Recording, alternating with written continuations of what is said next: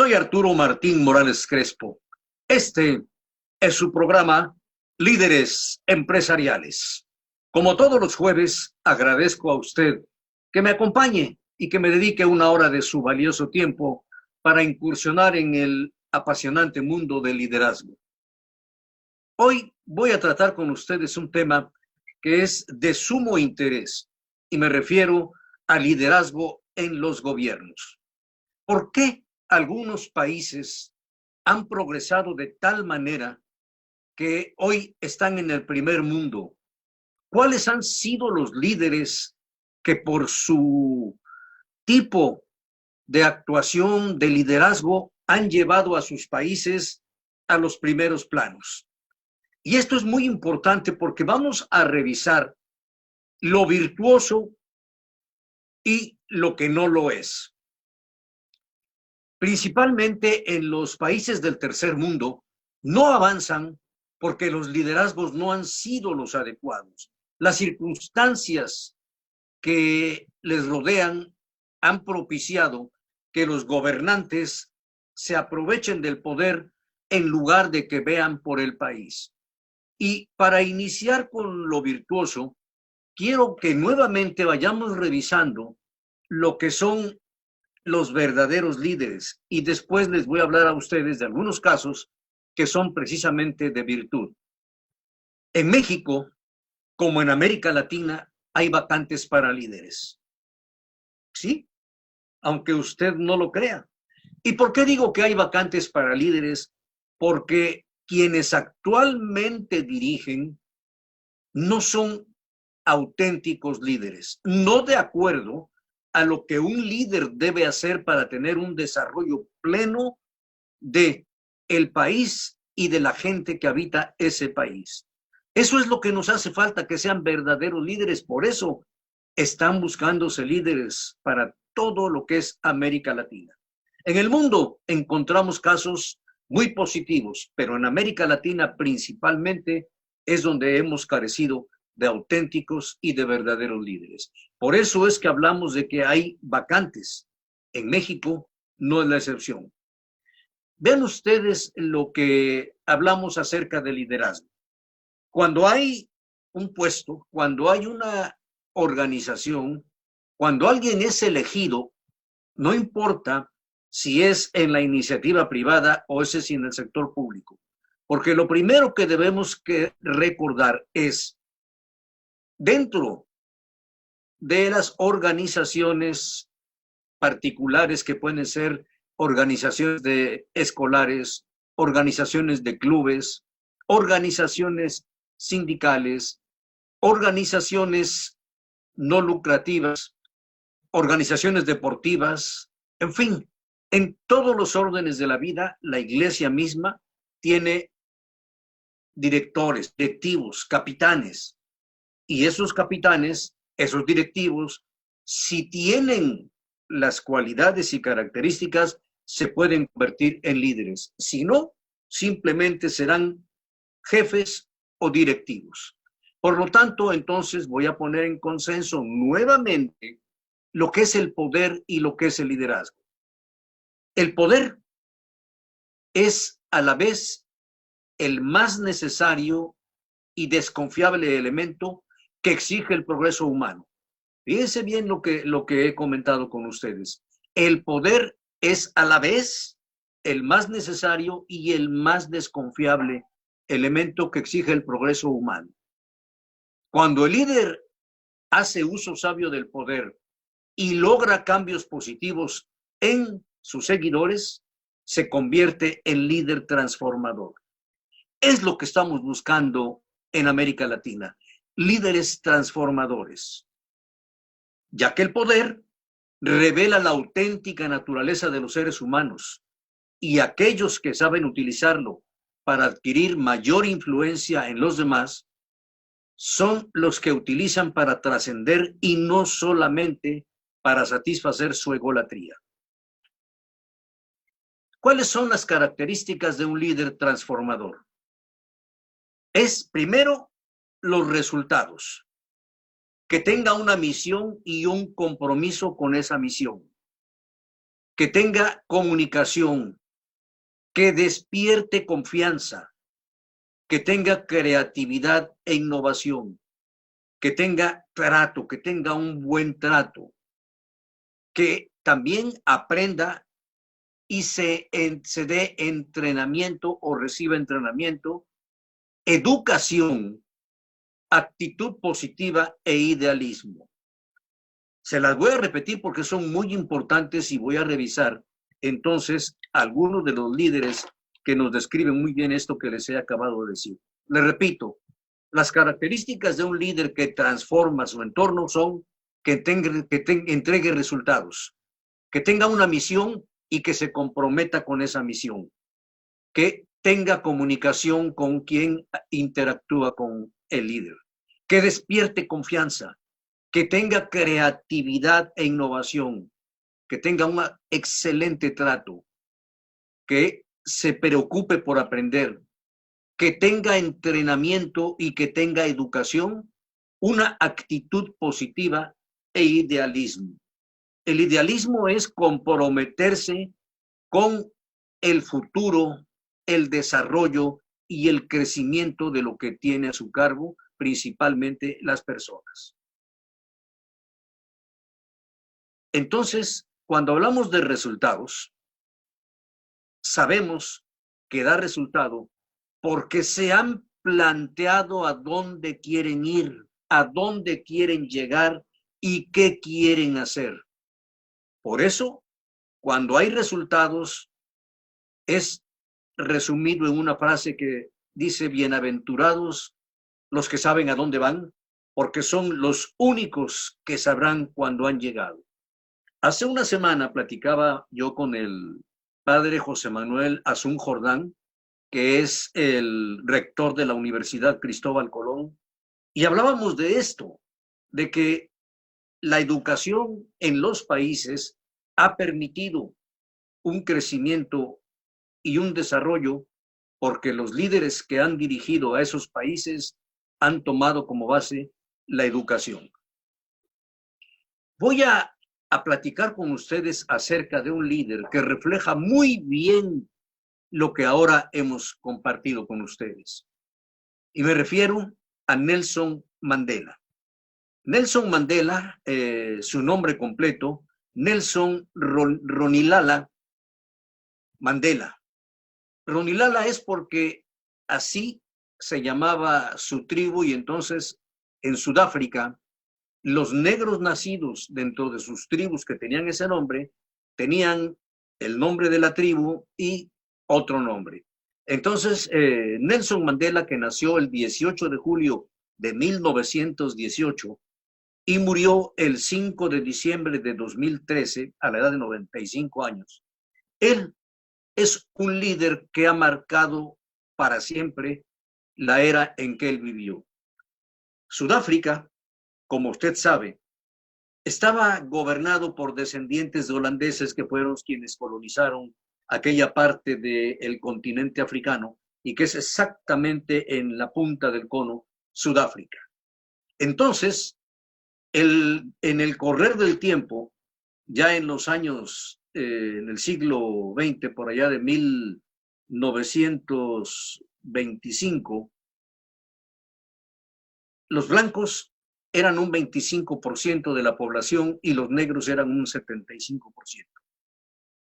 Aún así, aquella minoría blanca es la que gobernaba el país y es la que ponía las reglas. Los negros no tenían derecho a opinar, no tenían derecho a votar, no tenían derecho a mezclarse con los blancos.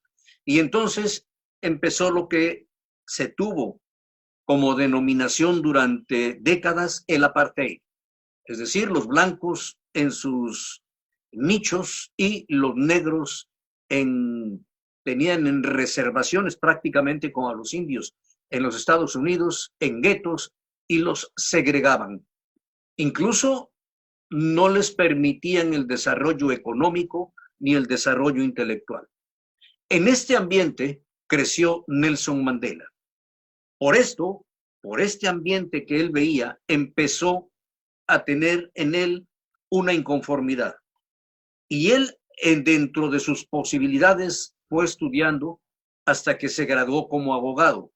Él después puso un despacho de abogados con algunos de sus compañeros y se dedicaron a defender el interés de los negros.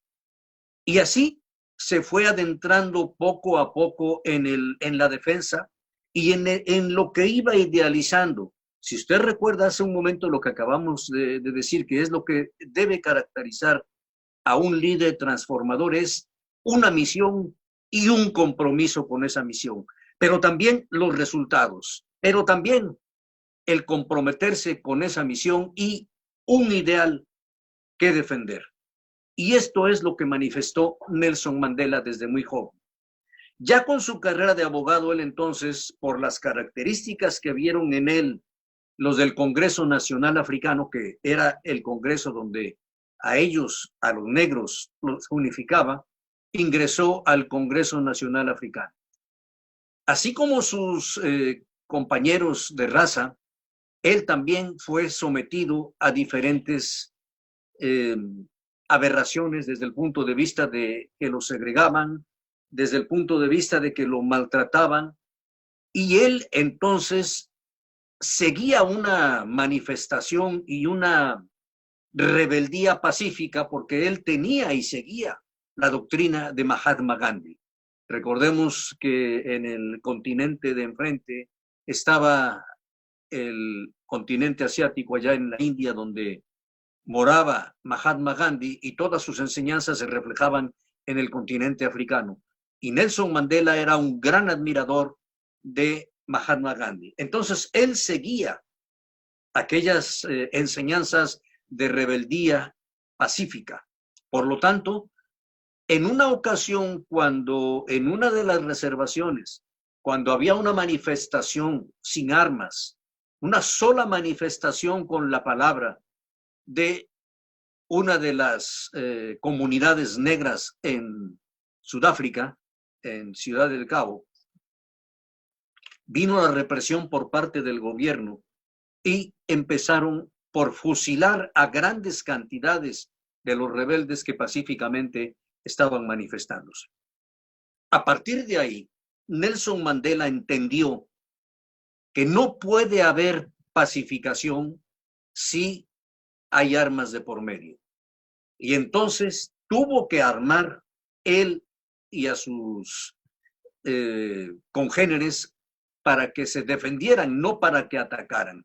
Y es así como entonces de ser pacífico se convierte en una rebelión también armada. ¿Qué pasó entonces con Nelson Mandela? Fue tantas veces a la cárcel por sus ideales, por lo que él transmitía, y fue encarcelado.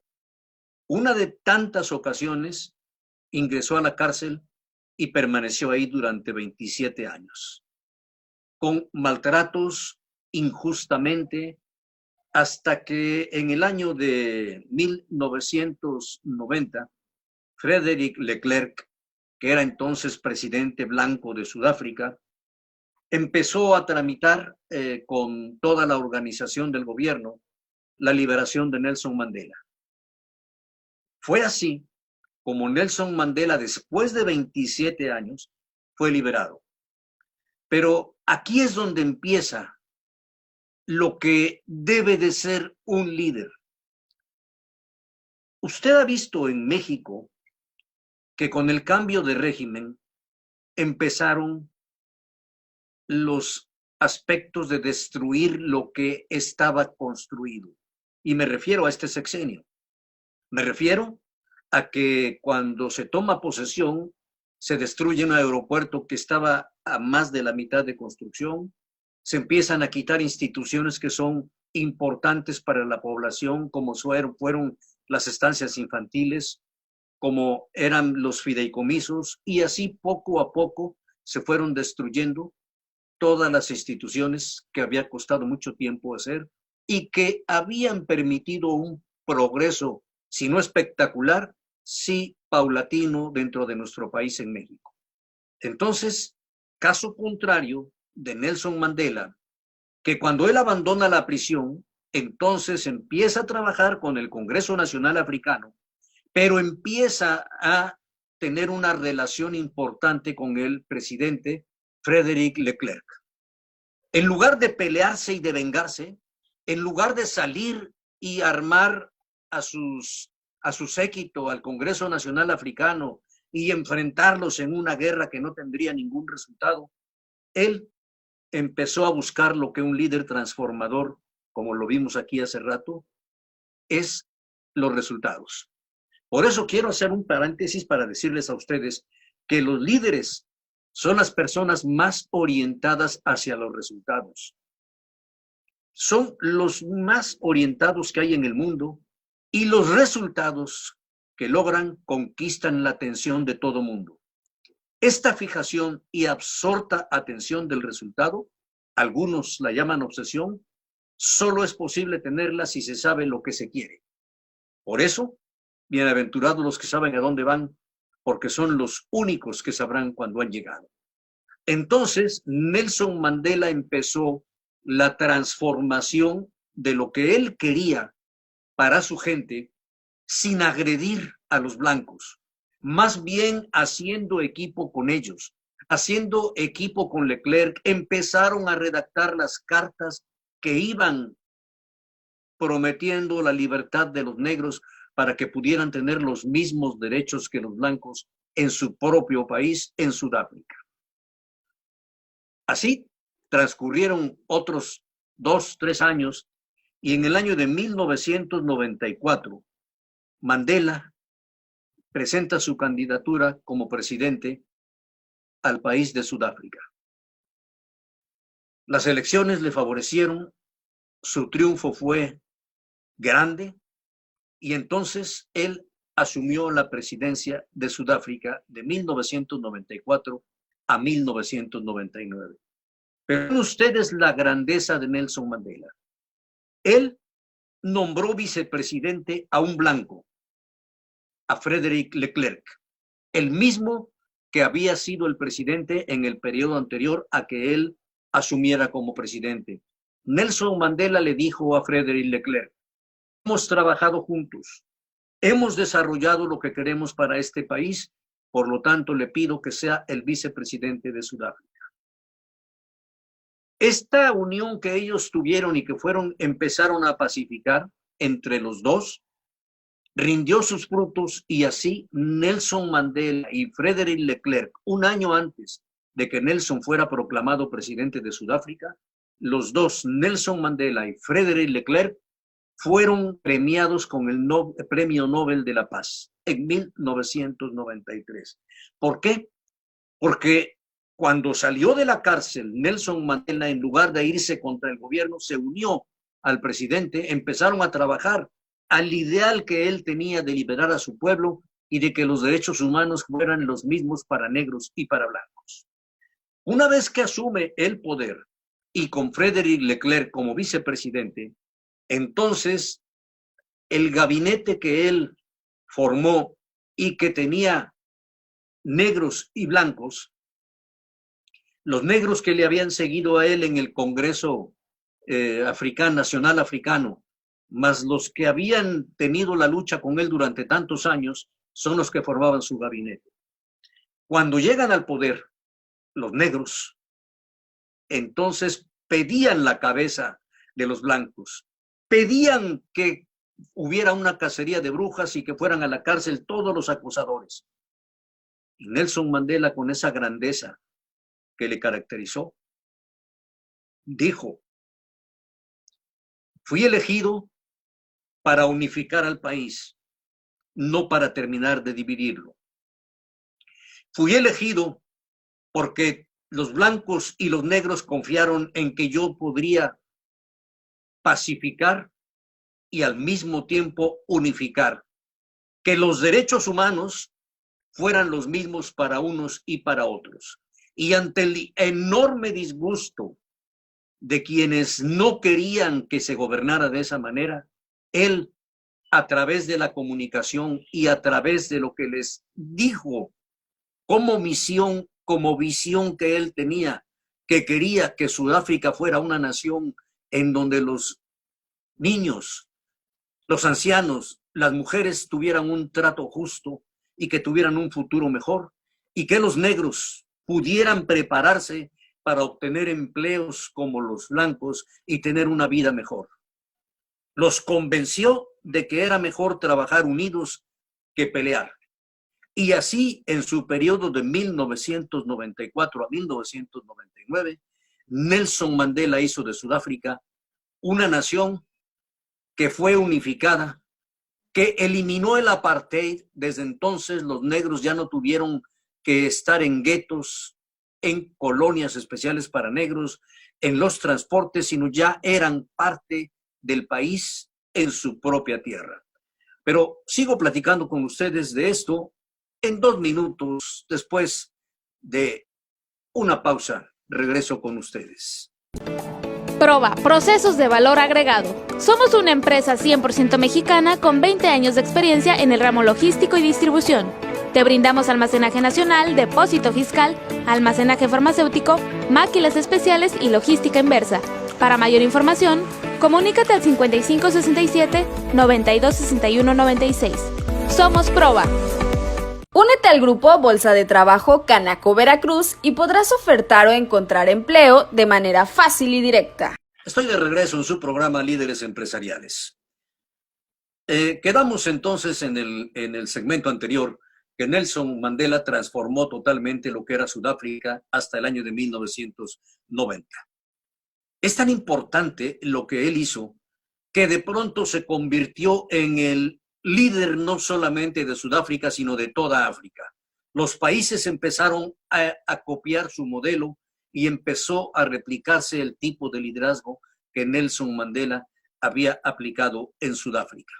Él no quiso llegar a la siguiente campaña para reelegirse, dijo que había puesto las bases y que estaba en otro periodo de su vida y que quería servir mejor a su país, haciendo labor a nivel internacional para colaborar con otros líderes para poder transformar al continente africano. Vean ustedes en dónde puedo resumir esto que les acabo de platicar de Nelson Mandela y que es precisamente una de las características del líder transformador. El líder busca el resultado a través del trabajo en equipo, en el que cada uno de sus elementos vibre armoniosamente. Controla que el trabajo exacto se haga en el momento exacto, que fluya armoniosamente y que el conjunto tenga un ritmo adecuado para el deseado impacto final. El líder inspira compromiso a sus colaboradores con los objetivos de la organización. Esto es muy importante y es fundamental. Por eso es que Nelson Mandela, basado en esto, él llegó a lo que prácticamente nadie pensaba que fuera posible. Esto es lo que se vivió en Sudáfrica, pero ahora hagamos una introspectiva a nuestro país. Le voy a repetir lo que aquí les acabo de decir. El líder busca el resultado a través del trabajo en equipo. Yo le pregunto a usted, ¿en el gobierno actual que tenemos en México, busca el trabajo en equipo el líder? No. Él lo que busca es solamente lo que él dice, eso debe hacerse. El líder busca que cada uno de sus elementos vibre armoniosamente. Controla que el trabajo exacto se haga en el momento exacto. Nada más imaginemos en lo que él determinó solo, que el aeropuerto que estaba construyéndose se destruyera. No consultó a nadie de su equipo. Si alguien le dijo, es siguiéndole la corriente de lo que él quería hacer. No, simplemente no pensó en el país, no pensó en el daño económico que le estaba haciendo con el despilfarro que hizo de lo que ya estaba construido. Cuando toma también la decisión de echar abajo a través de una disque consulta popular, una inversión de $1,500 millones en Baja California, a través de una cervecería que había invertido ya esa cantidad, tampoco consultó a nadie. Es decir, no existe el trabajo en equipo. Entonces pensamos, ¿acaso es un líder? No, simplemente es alguien que es un mandatario. Es alguien que en el momento que le corresponde el poder, como lo vimos al principio del programa, el poder es tan necesario, sí, pero el poder puede ser necesario con dos vertientes. Una, para poder sacar adelante un objetivo, y otro, para apropiarse de lo que no es suyo y manejarlo como si fuera de su propiedad. Esta es la diferencia entre un gran líder como Nelson Mandela y los que tenemos en América Latina. Veamos hacia Venezuela. ¿Acaso el presidente de Venezuela es un líder que busca el trabajo en equipo? Cuando reprime a la oposición, cuando para él no cuenta ni siquiera el país más poderoso de la tierra y les llama imperialismo y se pelea con ellos, en lugar de que piense que hacer esto está perjudicando a su pueblo. ¿Dónde está entonces el principio? ¿A dónde están los resultados que quiere lograr? Cuando Venezuela, un país rico, uno de los más ricos del mundo, con yacimientos impresionantes de petróleo, y de pronto se va en picada desde que era su presidente, el ya fallecido Chávez, y luego le deja la presidencia a Nicolás Maduro. Entonces, ha sido 20 años de un desastre total en Venezuela, porque no ha existido líder. Han existido dictadores, han existido ahí mandatarios, dirigentes, pero líderes ni siquiera se acercan a lo que describe lo que es el liderazgo. ¿Y por qué ahora estoy tocando este aspecto? Porque entonces vamos a empezar a ubicar por qué los países en América Latina, por qué son pobres. ¿Por qué los países en América Latina hay riqueza extrema en una parte, pero pobreza extrema en la otra? Y vamos a empezar a ver que el líder no inspira compromiso a sus colaboradores. Simplemente, por ejemplo, en las reformas, cuando el Ejecutivo manda en México al Legislativo y les dice, no le mueven ni una sola coma a esta iniciativa que acabo de mandar. ¿Cuál es el resultado? El resultado es una ley mal hecha, una ley anticonstitucional. Muchos jueces han tenido que rechazar que esta ley pueda ponerse en práctica a través de amparos. Y esto es la diferencia, vamos encontrando entre un país que progresa y otro que no. ¿Qué es la misión y compromiso? Todos los hombres sueñan, pero no lo mismo. Aquellos que por la noche sueñan, despiertan y hallan solo vanidad. Pero los soñadores diurnos son personas peligrosas, que pueden realizar sus sueños y hacerlos posibles con los ojos bien abiertos. Esto es una cita de Lawrence, T.E. Lawrence, y es muy cierta, porque aquel que sueña despierto, como Nelson Mandela, de liberar a su raza, de mejorar a su país, de hacer de los negros y de los blancos un solo país, de no vengarse, de que todos tuvieran participación en la construcción de una Sudáfrica libre, de una Sudáfrica que creciera, que desarrollara. El progreso viene cuando se trabaja con el equipo, cuando los objetivos son superiores y no cuando no hay equipo. Por eso quiero comentarles a ustedes algunas frases de Nelson Mandela que nos van a ir definiendo muy bien lo que es un gran líder transformador y lo que es un mandatario o un jefe que no alcanza la clasificación de líder. Decía Nelson Mandela, hay dos maneras de salir de la pobreza. La educación formal, ya que el trabajador adquiere mayor conocimiento de su trabajo.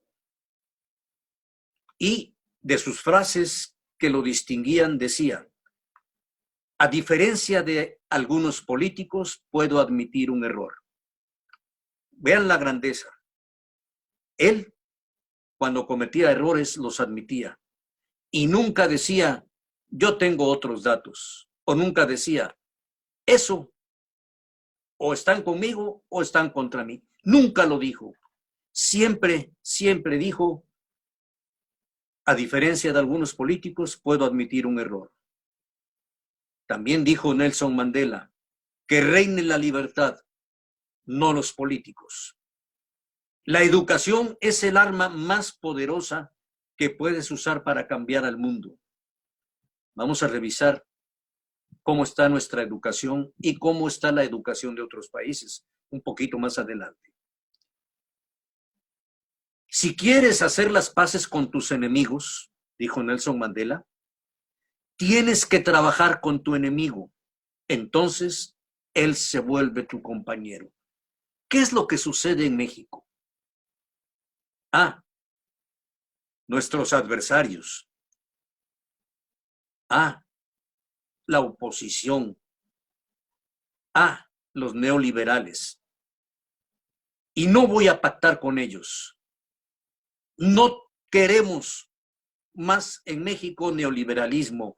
No, es decir, pelear contra todo en lugar de tener acercamiento con las diferentes sociedades de los partidos, con los diferentes medios empresariales, educativos. No. En cambio, Nelson Mandela decía, si quieres hacer las paces con tus enemigos, tienes que trabajar con tu enemigo. Entonces se vuelve tu compañero. Vean la grandeza de un líder transformador y por qué Sudáfrica cambió de ser lo que era una nación atrasada, una nación en donde solamente los blancos tenían privilegios, pero Nelson Mandela con esta grandeza fue transformado. Dijo también, no puede haber una revelación más intensa del alma de una sociedad que la forma en que se trata a los niños. Se lo repito, no puede haber una revelación más intensa del alma de una sociedad que la forma en que se trata a sus niños. Los niños son el futuro de un país. ¿Cómo se trata actualmente a los niños con cáncer en México? ¿Cuál es la revelación del alma de este gobierno? Lo dice Nelson Mandela. No puede haber una revelación más intensa del alma de una sociedad que la forma en que se trata a los niños. El alma de este gobierno en el trato con los niños simplemente no es un alma de un trato humano. Y seguía diciendo Nelson Mandela, es el deber de los periodistas examinar la conducta de las figuras y exponerlas a la luz.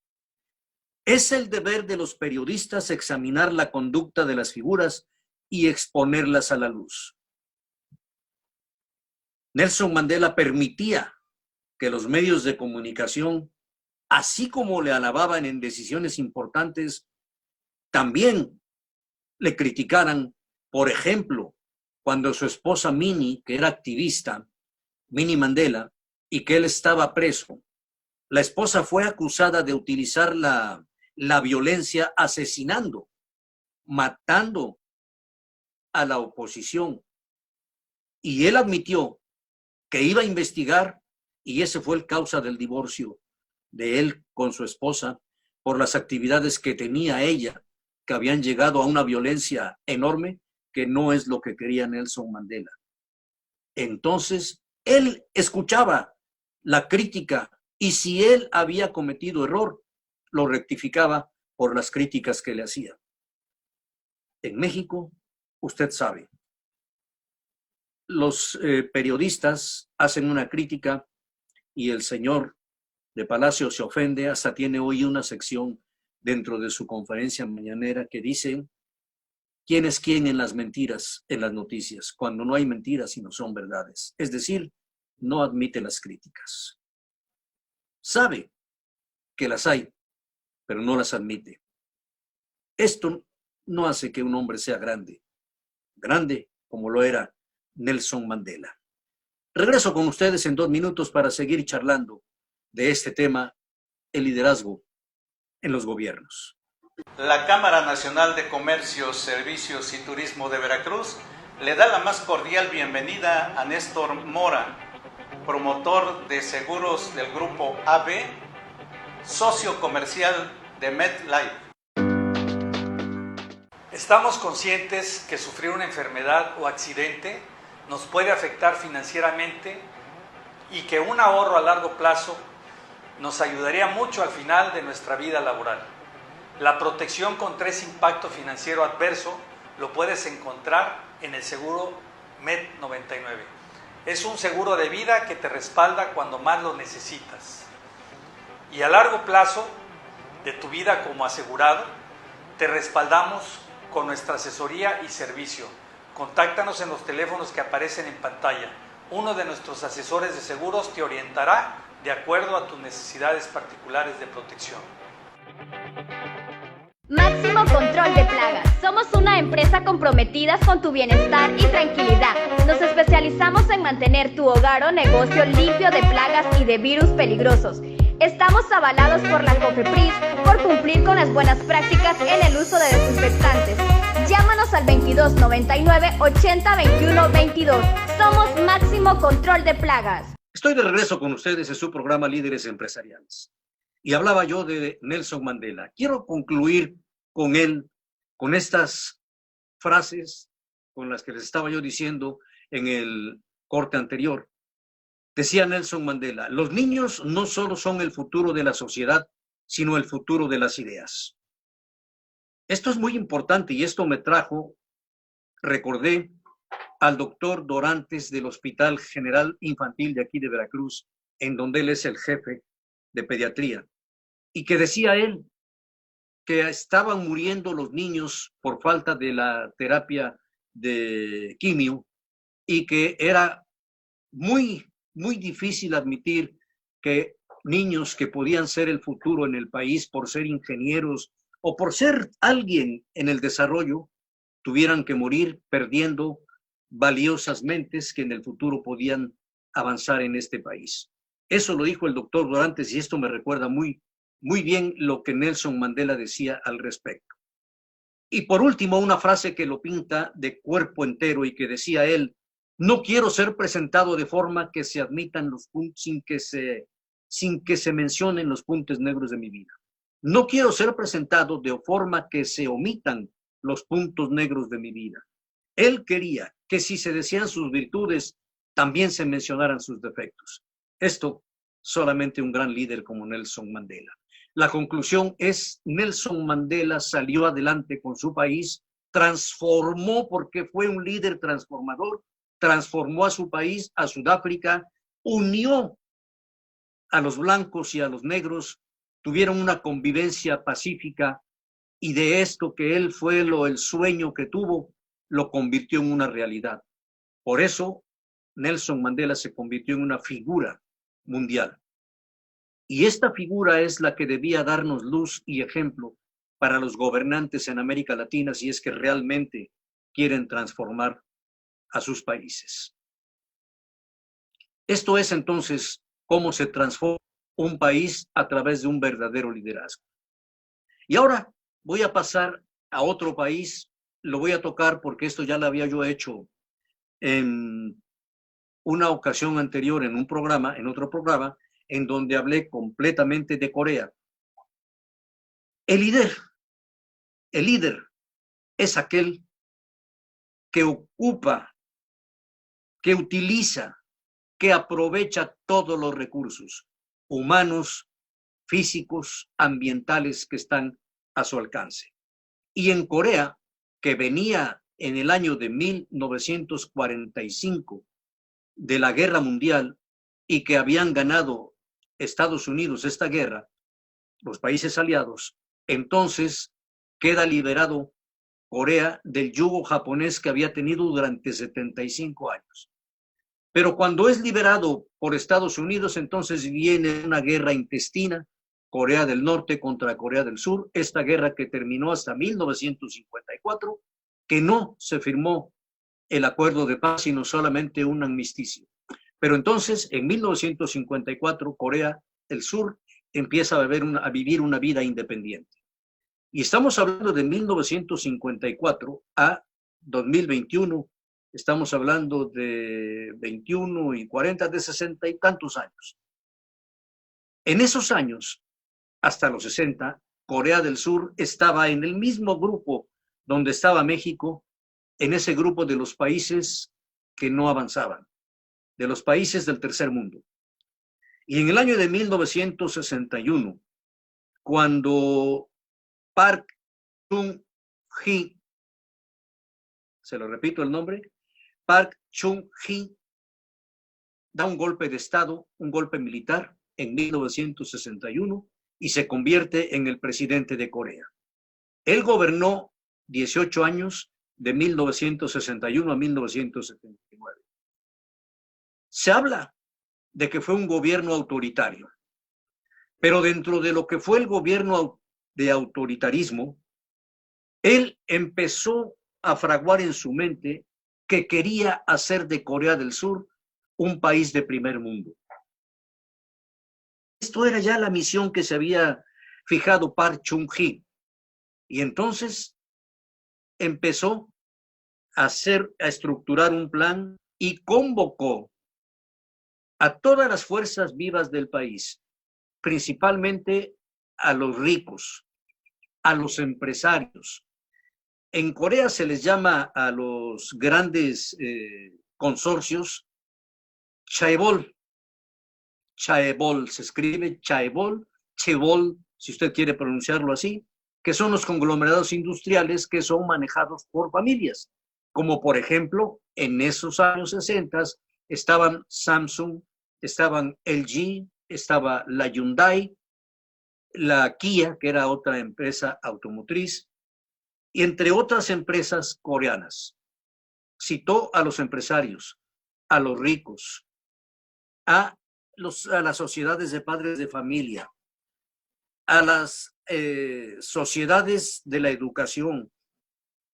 Y así hizo una reunión en donde empezó a solicitar la opinión acerca del plan que él tenía de hacer de Corea un país del primer mundo.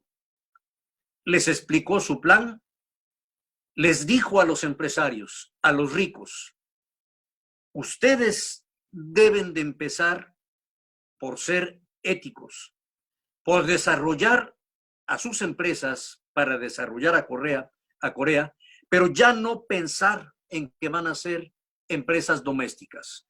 Tienen que ayudar a todas las otras empresas a que desarrollen. Fue lo que les pidió a los empresarios.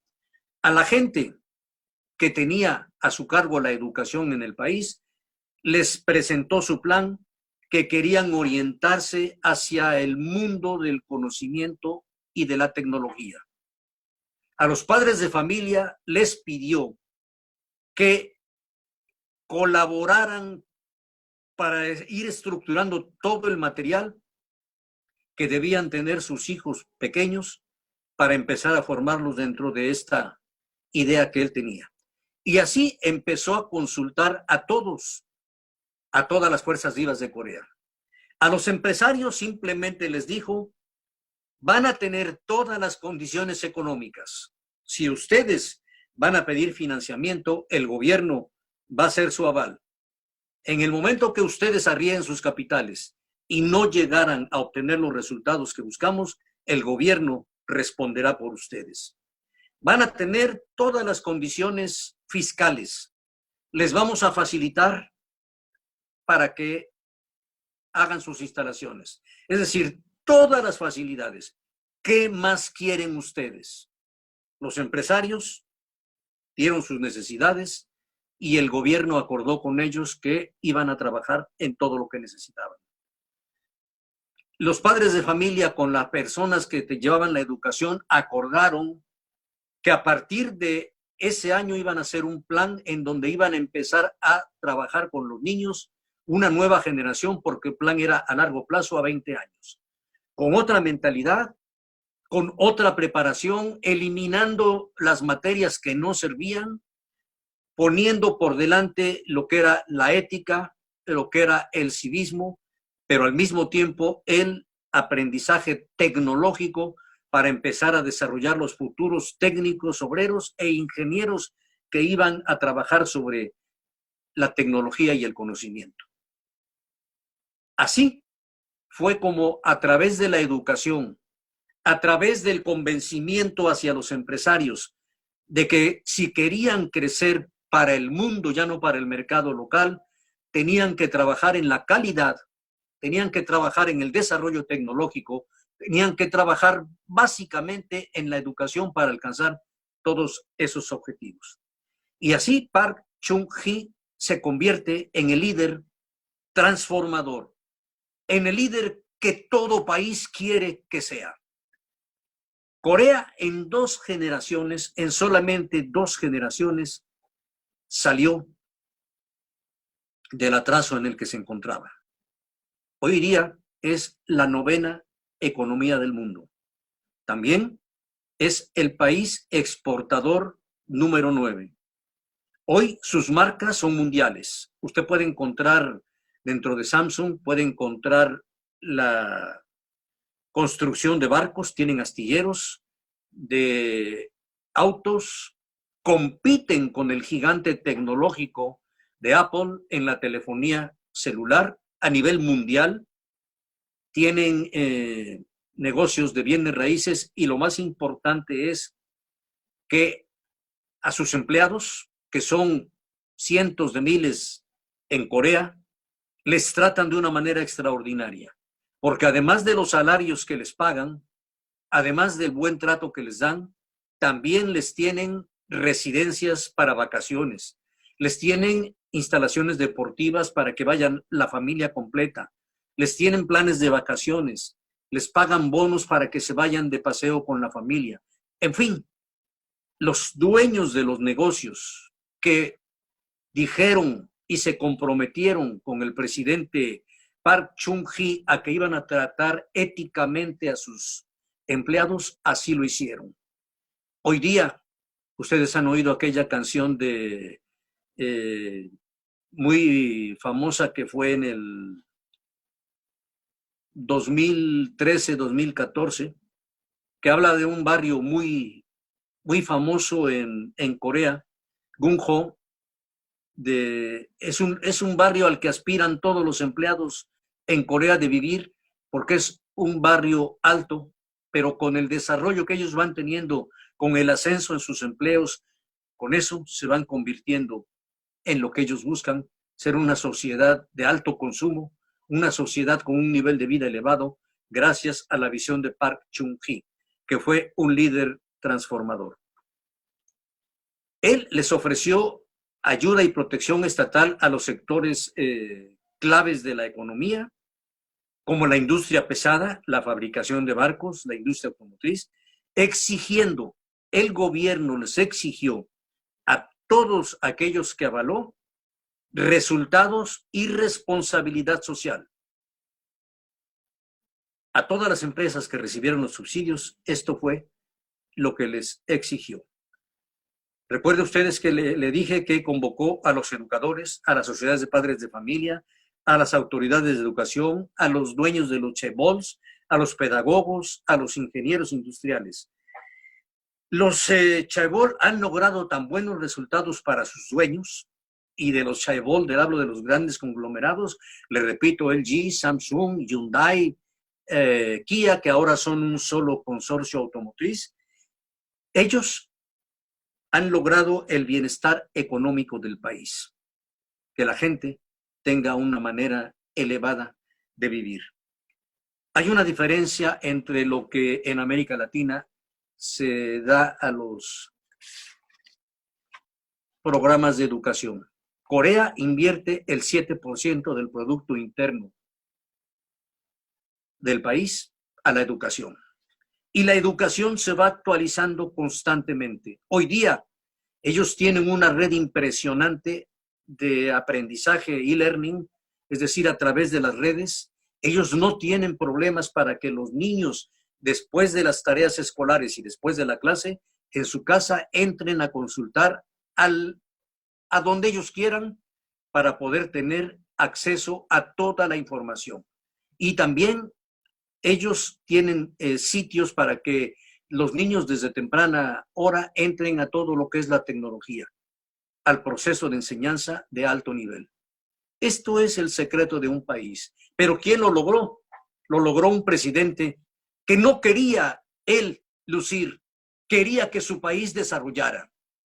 Fomentó también la inversión internacional, porque las mismas condiciones que le dio a los empresarios locales, se los dio a quien llegó a invertir de fuera. Y así llegaron muchas compañías que no son coreanas, pero que se establecieron en Corea y que tuvieron un crecimiento impresionante, y esto ayudó a que el país creciera. Él no espantó la inversión extranjera, sabía el compromiso que tenía con su país y de esta manera transformó a Corea del Sur. Vamos a ver en el siguiente bloque que toque con ustedes lo que es en México, por qué no crecemos como país. SM Express Cargo México. Logística nacional e internacional. ¿Requieres efectividad en la logística de transporte de carga nacional e internacional? Deja tu logística en manos de experto. SM Express Cargo México, en donde tu tranquilidad es nuestra prioridad. Búscanos en redes sociales como SM Express Cargo México. Únete al grupo Bolsa de Trabajo Canaco Veracruz y podrás ofertar o encontrar empleo de manera fácil y directa. Estoy de regreso con ustedes en su programa Líderes Empresariales. Estamos hablando de lo que es liderazgo transformador. Y continuando con lo que es el liderazgo transformador, el líder que debe tener una visión para cumplir una misión. Una visión es una meta que atrae, que transforma a los integrantes de una sociedad, un grupo o un equipo, que cumplen ciegamente instrucciones a seres humanos comprometidos con objetivos de orden superior. Cuando los individuos integrantes de una nación sienten que pueden producir alguna diferencia y que pueden mejorar la sociedad en la cual viven mediante su participación, entonces aportan su fuerza y entusiasmo. Saben cuál es el resultado que les espera. Y en este caso estoy hablando de que esto es lo que hicieron en Sudáfrica con Nelson Mandela, y esto es lo que hicieron en Corea con el presidente que fue el transformador de Corea, que fue del año 1961, 18 años fueron los que gobernó, pero transformó totalmente a Corea. Pero por esto, porque tenían objetivos de orden superior. ¿Qué pasa en nuestro país? En nuestro país, desafortunadamente, tenemos diferentes partidos. Aunque vivimos en una sociedad con libertad, los partidos se han adueñado de este país y solamente ven por sus intereses. No tienen un objetivo de orden superior. Solamente quieren gobernar, quieren tener el poder para ir contra sus adversarios. Esto no es de este gobierno actual. Lo ha sido desde, los que tienen uso de razón de los presidentes que han pasado desde Echeverría, López Portillo, Miguel de la Madrid, Carlos Salinas de Gortari, Ernesto Zedillo, Vicente Fox, Calderón y actualmente López Obrador. Todos han tenido objetivos totalmente distintos. No han tenido un plan como lo hizo Corea a largo plazo a 20 años. No tuvieron un plan como lo empezó a trabajar Nelson Mandela desde que estuvo en prisión. Él estuvo 27 años en prisión, pero se dedicó a leer, a terminar su carrera de abogado, a especializarse dentro de la cárcel, a leer a los mejores autores, a prepararse para poder hacer de su sueño una realidad. El presidente de Corea, que fue el que la transformó, fue el que sacó adelante a este país. Por eso es tan importante que se tengan objetivos de orden superior. Park Chung-hee hizo un plan a 20 años. Él no pensaba que iba a pasar solamente un sexenio o 5 años, como era el periodo que él había tenido, como era la democracia en Corea. Recordemos que él dio un golpe de Estado y que solamente dejó el poder cuando ya se vio presionado y hubo elecciones libres. Sin embargo, hizo un proyecto a 20 años. La diferencia entre nosotros es que en México nunca ha habido un proyecto a largo plazo. Cada gobierno que llega es borrón y cuenta nueva. Los maestros, que son los que tienen en su mano las armas para poder transformar en el conocimiento y a través del conocimiento a este país, no han querido asumir el liderazgo que les corresponde. ¿Por qué? Porque se han consolidado en sindicatos que, lejos de mejorar el magisterio, lo han deteriorado. Y se los digo con conocimiento de causa, porque mi primera carrera profesional fue maestro. Yo ejercí el magisterio durante apenas 3 meses en primaria y 6 meses en secundaria. Pero rápidamente me di cuenta de cuál era el problema que se vive en México en el magisterio. El sindicato. El sindicato no deja que el maestro desarrolle sus iniciativas. El sindicato no deja que el maestro sea libre y lo arrastran a una serie de aspectos sindicales que son prioritarios a la educación. Hay maestros muy dedicados que en las aulas imparten los conocimientos y dan lo que tienen hasta donde pueden, la mayoría de ellos, pero el sindicalismo entre el magisterio no lo hace crecer. Simplemente veamos lo que sucede hoy con los maestros. Allá en Michoacán, en las vías del ferrocarril de Kansas, bloquean, ya llevan en este año 13 bloqueos, con pérdidas supermillonarias. ¿Y quién les dice algo?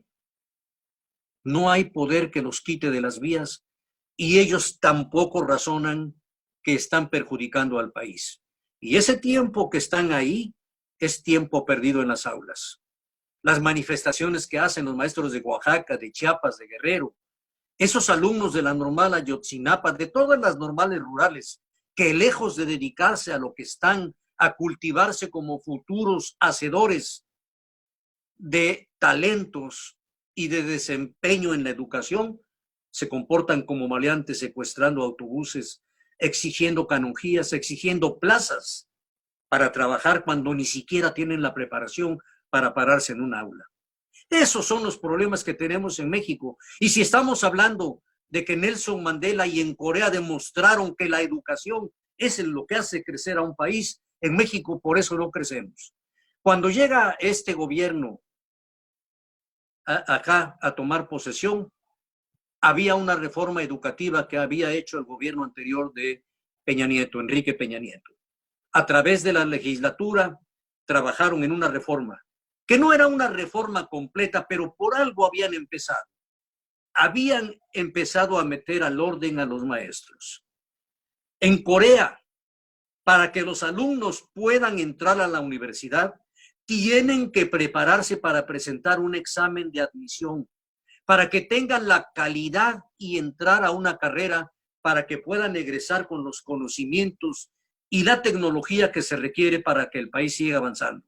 En México, las universidades que está creando el gobierno es para darle oportunidad a todo mundo, sin ver la calidad, sin hacer exámenes de admisión, y ahí vamos a empezar a ver la diferencia entre un país que se preocupó por la educación y la formación y otro país que no le preocupa que la gente tenga conocimientos sólidos y que podamos compartir y competir contra el primer mundo.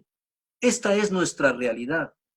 ¿Cuándo podremos ser una nación que tenga la libertad para poder hacer un plan de 20 años, un programa educativo en donde abarque todo lo que es el mundo tecnológico?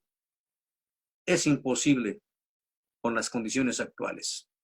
Nada más veamos cómo a la ciencia y la tecnología a través de CONACYT.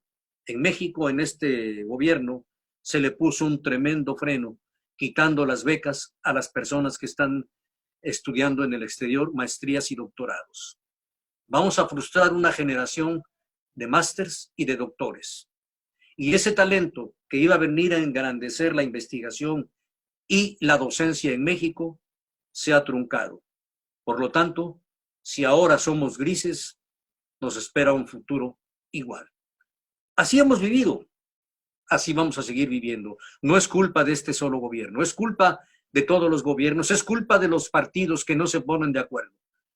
Tú no eres un partido al que como decía Nelson Mandela, trabaja con tu enemigo, construye con tu enemigo y al rato es tu compañero. Eso no sucede en México. Cada partido jala por su lado, cada partido ve por sus intereses, cada partido tiene falsas ideologías en lugar de unirse en un solo país y tener diferentes corrientes de pensamiento. Eso es válido, pero esas corrientes de pensamiento deben tener un canal para converger en un solo objetivo para formar un país. Esto es el liderazgo. Por eso, extrapolado a las empresas, esto es lo que tienen que hacer los líderes. Hay líderes, o más bien dirigentes en las empresas, que no toman opinión de sus subordinados, que no los desarrollan, que no los capacitan, que no los educan, que no los tratan bien, que no se comportan éticamente con ellos. Por lo tanto, la industria tampoco crece. ¿Qué pasa en los gobiernos y los empresarios? Los empresarios tienen en sus manos el poder transformar al país como lo hicieron los empresarios de Corea. Pero ¿qué sucede? Que los empresarios, cada gobierno van y se acomodan.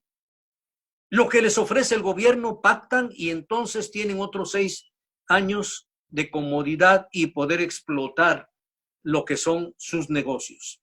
Sin embargo, no se comprometen a ayudar al resto de la industria. Solo van los grandes empresarios, solo van las que tienen las empresas que tienen tanto dinero como para poder pactar y apoyar al gobierno en turno. O desde las campañas, desde ahí están invirtiendo su dinero para luego, una vez que llega el gobierno, acomodarse.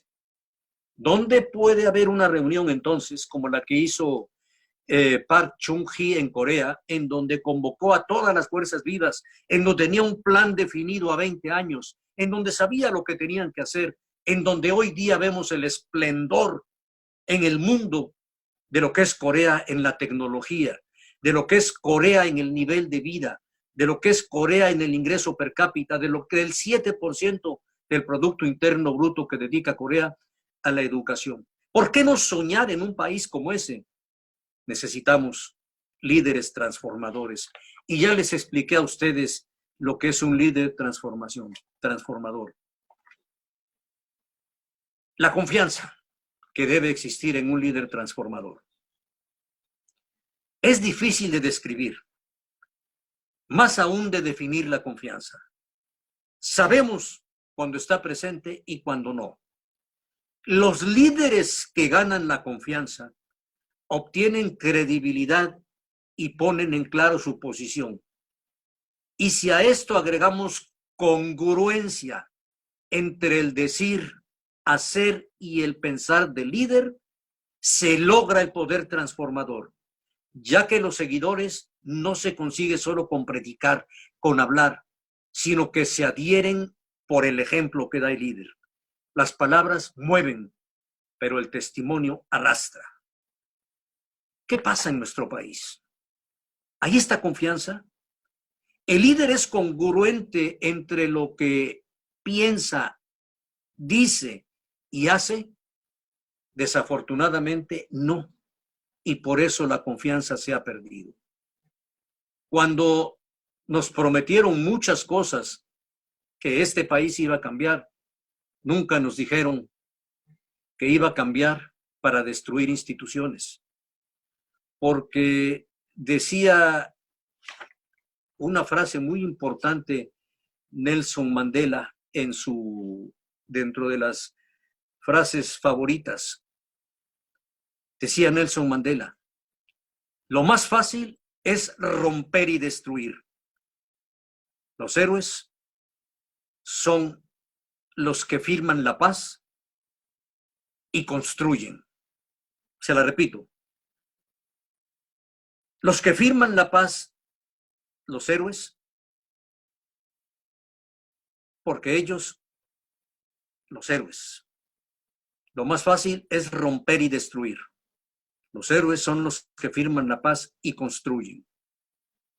Entonces, aquí, el gobierno ha firmado la paz, ha construido, está muy lejos de eso. Por eso la confianza se ha empezado a perder.